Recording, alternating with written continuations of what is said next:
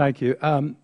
Nordstrom, I don't think I've ever read so much testimony, but what you provided last night I thought was particularly informative.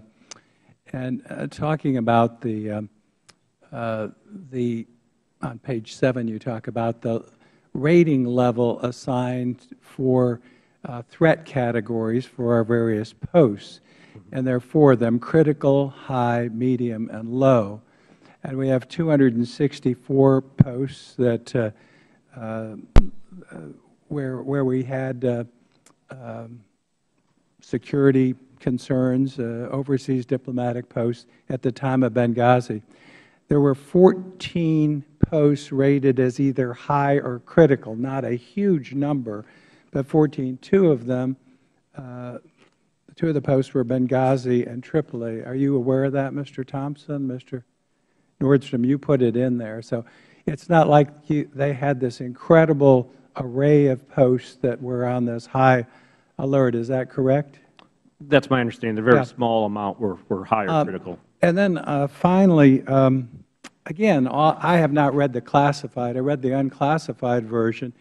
Mr. Chaffetz pointed out later in the report where it looks like they tried to cook this to put blame basically on the lower level. There's a certain plateau, and then everybody below gets the blame. Up on page 4, when I had my time before, I said, Embassy Tripoli, this is from the report, did not demonstrate strong and sustained advocacy with Washington for increased security for Special Mission Benghazi. And yet we've heard your predecessor, Mr. Hicks, pleaded for additional help. You pleaded for it. It's documented, and you didn't get it. You actually got a reduction. Is that correct, as was pointed out? Yes, a drastic reduction. So it wasn't like this was all over the place. Finally, for the ARB, you put in here to ignore the role of senior department leadership played before, during, and after the September 11th attack sends a clear message to all State Department employees. It looks like they're whitewashing the folks at the higher pay grades and levels, and you all are taking the blame. Is that a fair assessment? I think the basic message is that whether or not you're sitting out at the post requesting resources, preparing for testimony before this committee, or standing on a building surrounded by an armed mob attacking you, the message is the same. You're on your own. Mr. Hicks? I share what Mr. Nordstrom had to say. Mr. Thompson, and I still can't believe that you were never interviewed, and you had one of the most strategic positions by the ARB, and that is true?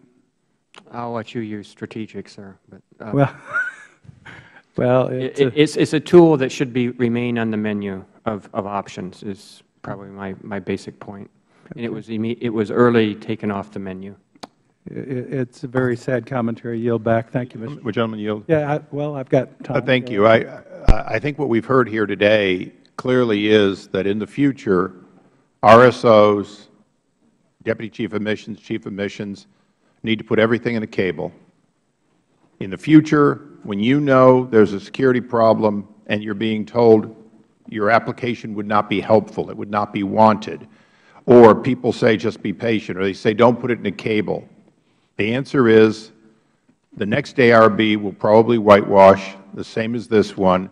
On October 10th, Ranking Member and I and many others sat through a hearing in which it was made very clear that message after message after message, including the actual, if you will, open source information about the attacks that occurred on other diplomatic missions and our own. If that's not saying loudly, they blew a hole in our wall, when are you going to give us the security we need, then I'm afraid the deafness at least Undersecretary Kennedy's level is not in any way curable by technology known to amplify sound. So with that, this hearing is closed, but this investigation is not over.